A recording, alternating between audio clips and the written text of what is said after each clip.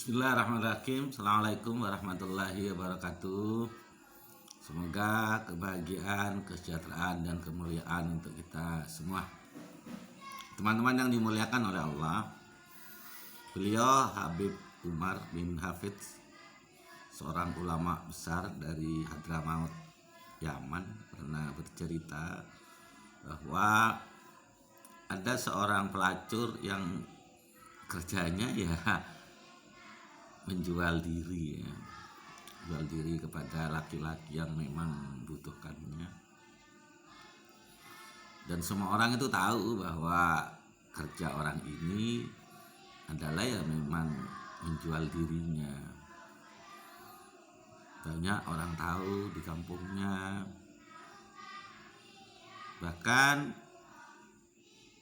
ketika lama terus dikerjakan, kemudian satu hari orang ini meninggal dunia.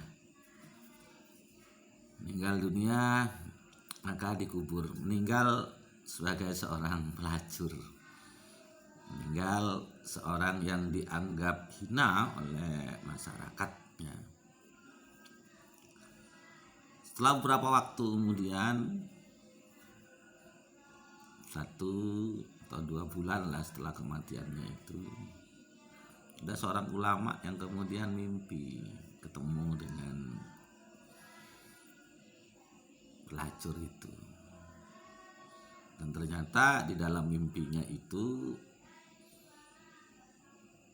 wanita itu luar biasa. Pakaiannya bagus, duduk di singgasana, duduk di istana, luar biasa.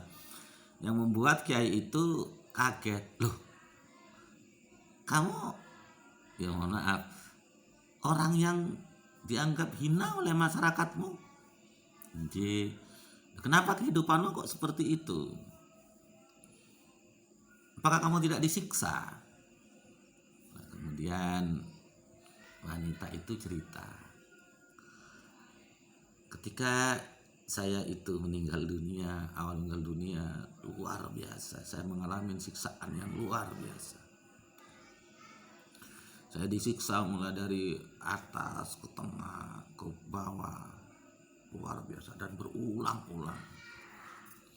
Sakitnya luar biasa karena saya melakukan kemaksiatan. Tapi seiring dengan perjalanan waktu, siksaan itu semakin berkurang, sampai akhirnya saya seperti ini, hidup di dandanin, dipakaianin seperti ini, emas, intan, permata, ada singgasana, kemudian ada istana. Kenapa kamu kok bisa mendapat kemuliaan seperti itu? Maka perempuan itu menjawab, ya karena saya tiap hari dirasani, saya tiap hari dibicarakan kejelekan saya oleh orang-orang kampung saya. Bahkan banyak orang yang bercerita bahwa saya pelacur, saya hina, saya meninggal dalam keadaan hina, macam-macam lah.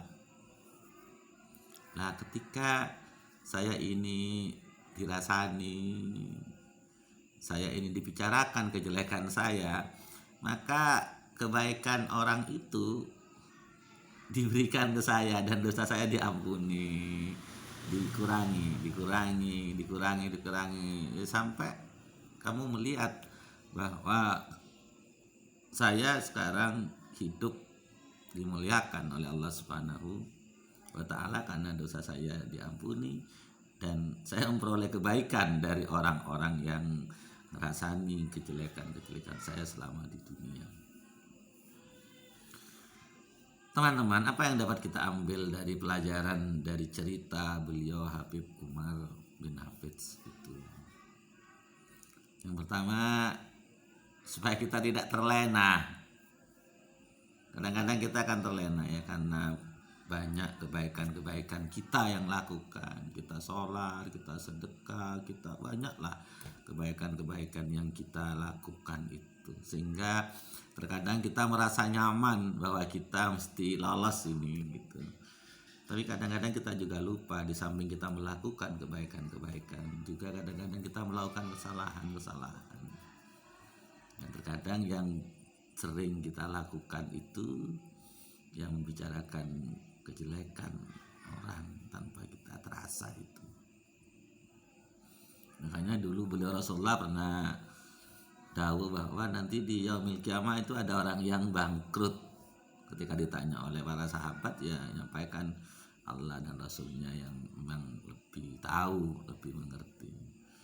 Jadi yang dikatakan orang bangkrut itu ya orang yang ketika menghadap kepada Allah dengan membawa amal kebaikannya dan dia yakin akan dimasukkan surga oleh Allah, tapi ternyata dia juga banyak melakukan kejelekan yang merugikan orang lain, hak-hak orang lain diambil, sehingga ketika dia dituntut oleh orang itu, kemudian sampai habis kebaikannya dan masih banyak orang yang nuntut, sehingga bangkrut, dia tidak mempunyai apa-apa. Artinya apa teman-teman? Ayo kita berdoa kepada Allah, memohon kepada Allah, semoga kita diberi kekuatan oleh Allah untuk menghindari pekerjaan-pekerjaan yang menurut kita kecil tapi dampaknya luar biasa nanti di yaumil kiamah, di akhirat itu luar biasa. Dan kita kadang-kadang tidak lepas dari itu karena begitu banyak informasi yang masuk ke kita di televisi, di macam-macam media massa yang seperti ini, sehingga kadang-kadang kita berkomentar dan tanpa terasa kadang-kadang kita ikut membicarakan kejelekan-kejelekan orang lain. Ya sekali lagi kita berdoa kepada Allah Subhanahu wa taala, semoga kita selalu di jalannya, semoga kita diberi kemampuan untuk melakukan kebaikan-kebaikan karena Allah, dan juga kita diberi kekuatan untuk menghindari kejelekan-kejelekan yang akan membawa kita kepada kerugian bahkan kehinaan, tidak hanya di dunia tetapi juga di akhirat. Terima kasih. Assalamualaikum warahmatullahi wabarakatuh.